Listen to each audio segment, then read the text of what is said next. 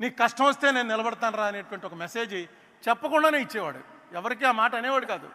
ఆయన దగ్గరికి వెళ్తే ఆయనతో 2 నిమిషాలు మాట్లాడాక డెఫినెట్గా ఈయన మన కష్టం వస్తే నిలబడతాడు, ఈయనే మన లీడరు, ఈయనకి కన్సూప్ మేరలో ఈయన ఏమి అవ్వడన్నా ఎప్పటికోకప్పటికి ఈయన డెఫినెట్గా ఏదో అవుతాడు, మనల్ని కాపాడతాడు అనేటువంటి ఒక నమ్మకం కలిగించాడు రాజశేఖర రెడ్డి గారు. ఈవేళ ఆయన 75వ మళ్ళా 100వ జయంతి కూడా చాలా గ్రాండ్గా జరుగుతుంది. అప్పటికి నేను ఉన్నాను. ఈవేళ 100వ జయంతి అనుకుని కూడా వస్తున్నాను. ఇంకా ఎందుకంటే ఈ మనిషి జ్ఞాపకాలు నిలిచిపోయే జ్ఞాపకాలు, మరిచిపోయే జ్ఞాపకాలు కాదు.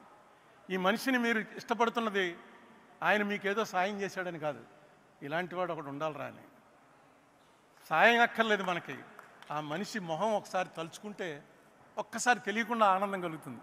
ఇదే పరిస్థితుల్లో రాజశేఖర రెడ్డి ఉంటే ఏం జరుగునరా అనుకుంటే ఖచ్చితంగా మంచే జరుగుతుంది అని మనకు నమ్మకం వస్తుంది. రాజశేఖర రెడ్డి గారికి నివాళులు అర్పిస్తూ రేవంత్ రెడ్డి గారు వచ్చారు. ముఖ్యమంత్రి మాట చెప్పకపోతే బాగుండదు. రేవంత్ రెడ్డి గారు, మీకు ఈవేళ ఒక మహర్దవకాశం లభించింది. ఆంధ్ర తెలంగాణ మధ్య శాశ్వతంగా ఒక అనుబంధాన్ని కల్పించేటువంటి అవకాశం మీకు లభించింది. ఈ మాట ఎందుకన్నానంటే ఇది కాంగ్రెస్ వాళ్ళే చేయగలరు. కాంగ్రెస్కు ఉన్నటువంటి జెనెటిక్గా కాంగ్రెస్ ముఖ్యమంత్రి అనగానే ఆయనే చేయగలడు ఈ పని. మన మధ్య ఆంధ్ర వాళ్ళకి ఏనాడు కూడా తెలంగాణ వారి మీద ఏ రకమైన కోపం లేదు, ఏ రకమైన ద్వేషం లేదు. అది మీకు తెలుసు. మీకు మా మీద కోపం వచ్చింది, దానికి ఒక కారణం ఉంది, అది మాకు తెలుసు. లేకపోతే పొన్నం ప్రభాకర్ నేను 5 ఏళ్ళు మాట్లాడుకోలే. 5 ఏళ్ళు రోజు ఇద్దరం ఎంపీలం బాగా క్లోజు.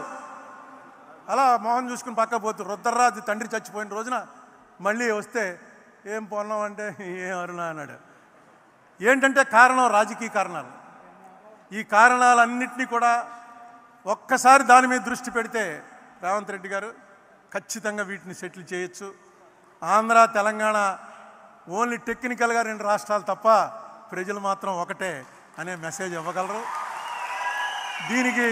దీనికి ఏం చేయాలో అది అడ్మినిస్ట్రేటివ్గా ముఖ్యమంత్రుల మధ్య మీరు ఏం చేస్తారో అది ఎలాగా చేస్తారు. ఇక్కడ రాజశేఖర రెడ్డి కూతురు కూడా ఉంది, ఆ సంగతి మర్చిపోవద్దు. రాజశేఖర రెడ్డి కూతురు రిప్రజెంట్ చేస్తూ ఏమి చేస్తే ఇక్కడ వాళ్ళకి బాగుంటుందో, ఏది మీకు నష్టం లేకుండా కష్టం కలగకుండా ఆంధ్ర ప్రజలకి ఉపయోగకరంగా ఉంటుందో ఆ ఆలోచన మీకు ఆల్రెడీ స్టార్ట్ అయింది. దాన్ని ఇంకొంచెం పెంచండి.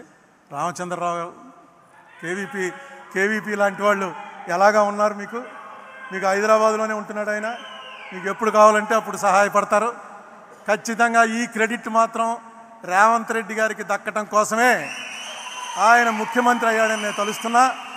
రాజశేఖర రెడ్డి గారి ఆశీస్సులు ఆయనకి ఎప్పుడూ ఉంటాయని నమ్ముతూ సెలవు. గౌరవ